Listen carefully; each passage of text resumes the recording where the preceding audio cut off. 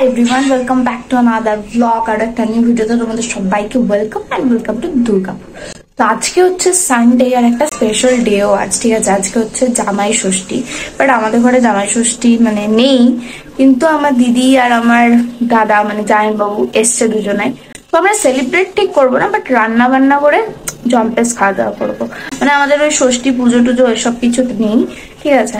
তো আজকের মেনু কি হচ্ছে সেটা তোমাদেরকে বলে দিই। যেটা আমি স্পেশালি বানাবো সেটা হচ্ছে ভেটকি মাছের পাতুরি আর ইলিশ সর্ষে ইলিশ হবে আই থিঙ্ক।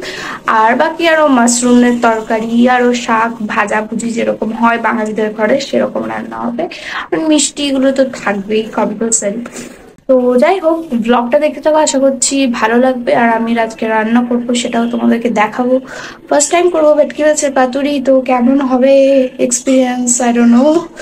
তো চলো ব্লগটা দেখতে থাকো। আর এই যে এখানে রাখা হচ্ছে ইলিশ মাছ, একদম সুন্দর সুন্দর পিস করা। আমি কালকেই কিনে এনেছিলাম মাছগুলো, কারণ আজকে সকালে তো টাইম হবে না বলে। তো এই যে এখানে মাশরুম গুলো কাটা আছে, ঠিক আছে, করার জন্য পুরো ফ্রেশ মাশরুম, একদম সুন্দর সুন্দর। আর এই যে এটা হচ্ছে ভেটকি মাছ, ঠিক আছে, এটাও কাল থেকেই এনে রেখেছিলাম আমি। এখন জলের মধ্যে দেওয়া আছে ভেটকি মাছটাকে। রান্না করার জন্য নুন নিয়ে এসেছিলাম আর নিচে ফেলে দিয়েছি। এটাকে পরিষ্কার করবো, মা পছন্দ দিল, ঠিক আছে। তাই মা এখানে মাশরুম করছে, মাশরুম চাপিয়ে দিয়েছে গরম করার জন্য, সরি গরম না, ভাজার জন্য। তো আমি এখন ভেটকি মাছগুলোকে নুন জলে ভিজিয়ে রাখবো। আমি এটা অতনো রান্নাঘর থেকে করেছি, বাট বাকি প্রসেসটা কিন্তু আমি আমার মতো করেই করবো। বলেছে একটু বেশি নুন দিয়ে করে রাখতে, ঠিক আছে। ফ্রিজ হয়ে গেছে এটা তো, বললাম যে একটুখানি নরমাল টেম্পারেচার আসতে ঠিক হয়ে যাবে। আমি তো সকালে বের করে দিয়েছিলাম, আমি এখন কখন উঠবি কি করবি। না আমরা যেটা ইয়েতে খাই, বিয়ে বাড়িতে সেটা একটু সরু থাকে, এটা যেমন একটু মোটা দিয়ে যেমন ভাবে কাটে হয়ে গেছে। এরপর বাকি প্রসেসিং গুলো করতে হবে। এরপর যেটা হচ্ছে মেইন কাজ, মাছগুলো ম্যারিনেশন করার পালা। সমস্ত কিছু মা করে দিল, মানে বাটা কাটা যেগুলো বলে, আমি এক এক করে দেবো, ঠিক আছে। মাছগুলোকে আমি ধুয়ে নিয়ে ভালো করে আগে একটু জল ঝরিয়ে রেখে দিলাম, মানে জলটা যাতে মাছে না থাকে। তো প্রথমেই আমি দিয়ে দেবো হচ্ছে এটাতে হচ্ছে সাদা আর কালো সর্ষে আর লঙ্কা বাটা, ঠিক আছে। এটা ফার্স্টে দিয়ে দেবো। জানি না কেমন খেতে হবে বাবা, সবাই তো আমার ইয়েতে খাবে। আর এটা হচ্ছে টক দই 2 চামচ দেবো, আর না। এটা হচ্ছে কাজু বাটা, কাজু বাটাটা দিয়ে দেবো। কাজু দিয়েছি 10-12টা মতো। একটু পোস্ত দিয়ে দেবো, মা পোস্ত করে রেখেছিল, না সব নিয়ে। আর এটা হচ্ছে নারকেল কোড়া, নারকেল বাটা। সমস্তটা মাছটার মধ্যে ম্যারিনেট করে দিয়ে দেবো। একটু হলুদ দাও তো।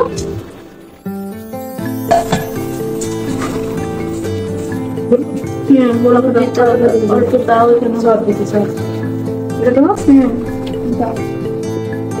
আর অল্প নুন দিয়ে দাও। নুন খালি কি হবে? আর অল্প নুন দাও। আমি জলের মধ্যে নুনটাকে ডুবিয়ে রেখেছি। ভালো করে মাছটাকে এমন ভাবে, হ্যাঁ অল্প সর্ষের তেল দিয়ে দেবে। মাছটাকে এমন ভাবে ম্যারিনেট করতে হবে যাতে ভেঙে না যায়, ঠিক আছে। হ্যাঁ একটু সর্ষের তেলও দিয়ে দিতে হবে, ঠিক আছে। সর্ষের তেল দাও অল্প।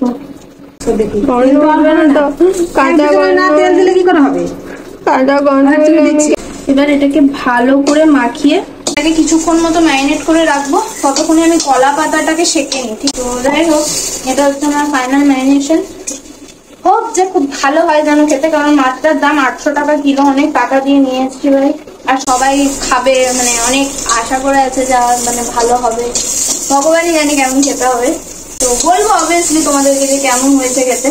তো এটা এখন ম্যারিনেট করা থাকুক, আমি কলা পাতাগুলোকে ইয়ে করে নেব, চলো। তো এখন এখানে কলা পাতাটাকে কাটা হচ্ছে, কাটছে হচ্ছে আমার রনির দাদা। যাই বাবু তাকাও। আমি কলা পাতা কাটার রিস্ক নিলাম না, ঠিক আছে। আমি যদি ভুলভাল কেটে ফেলি ওই জন্য।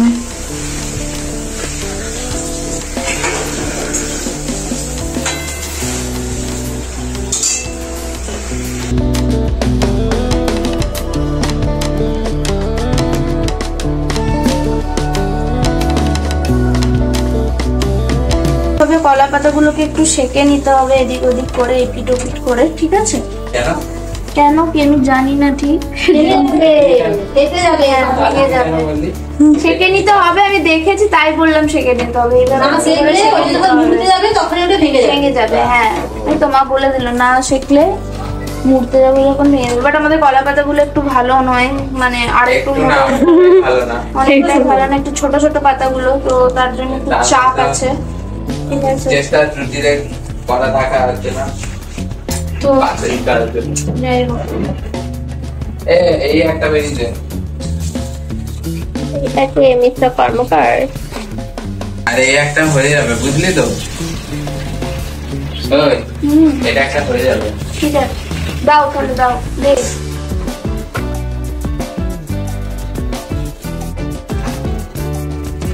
মানে ঝামেলা কত আমি বুঝতে পারছি কেন রেস্টুরেন্ট গুলোতে এত টাকা নেই। তো এখানে আমাদের পাতুরি মানে ম্যারিনেট করা সব হয়ে গেছে, এরপরে কলা পাতার মধ্যে মুড়া হবে। তো আমি এই রিস্কটা নিলাম না, তাই রনিত দাদাই করছে এই জিনিসটা। এত সুন্দর করে সাজাচ্ছি, সিরিয়াসলি। কলা পাতা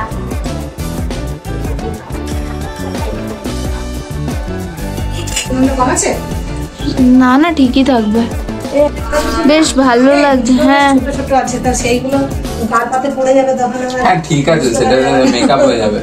এই যে এইটি আর এইটি আমার, কোনটা? এইটি আর এইটি, তারপর বাকি আমি জানি। এখন মশলাগুলো সবকিছুর মধ্যে দিয়ে দেওয়া হচ্ছে, বাট আমার কেন জানি না ভয় লাগছে, মোড়া যাবে তো লাস্ট অব্দি।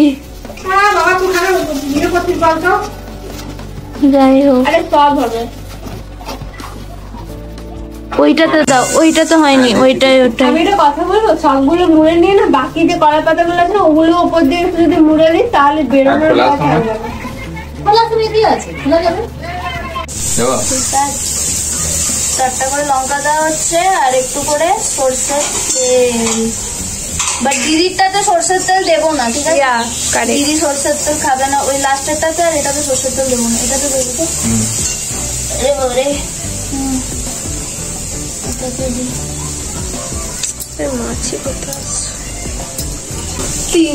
তিনজন মিলে ভেটকি পাতুরি সব করছি।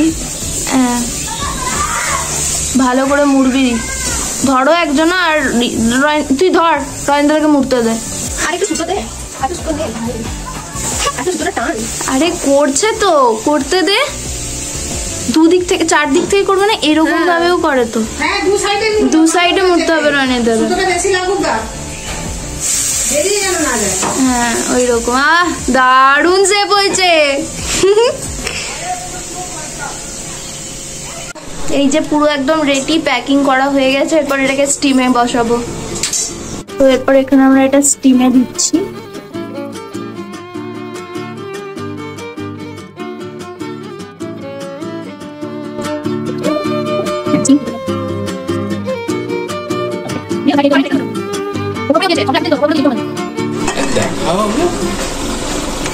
তো এরপর ঢাকা দিয়ে দাও, ঢাকা দিয়ে পুরো 25 মিনিট একদম রাখতে হবে, বন্ধ করে দাও।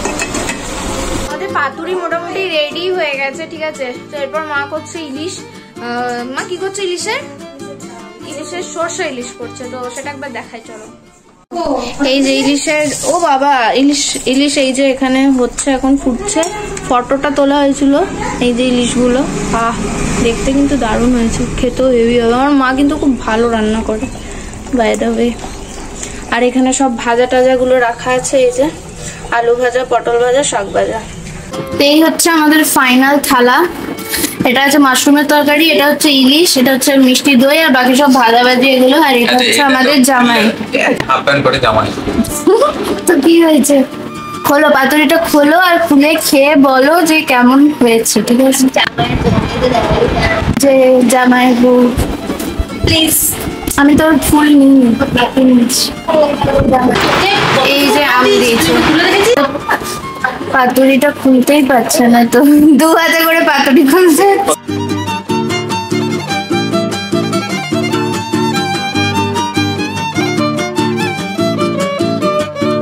দেখে তো দারুণই মনে হচ্ছে।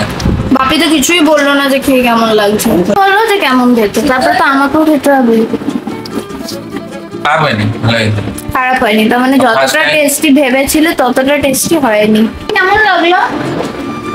হ্যাঁ, যেটা কাটা নেই ওটা কেমন লাগলো? হ্যাঁ, পুরো সেদ্ধ হয়েছে। এটা এখনো আসেনি, আসবে। বাকি আমি যখনই ভালো কিছু রান্না হয় স্পেশাল, তখন আমি মাকে বলি যে এই 5 কাঠি চালের ভাত করতে, আমার যেন আরো মনে হয় টেস্টটা দ্বিগুণ হয়ে যায়। তো এই হচ্ছে ব্যাপার। মাশরুমটা দেখে মাকে আমার বানিয়েছে।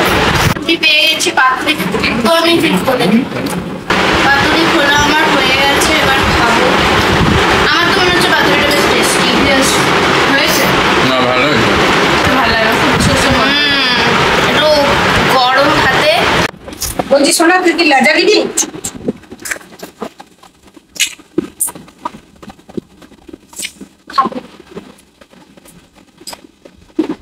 দারুণ হয়েছে।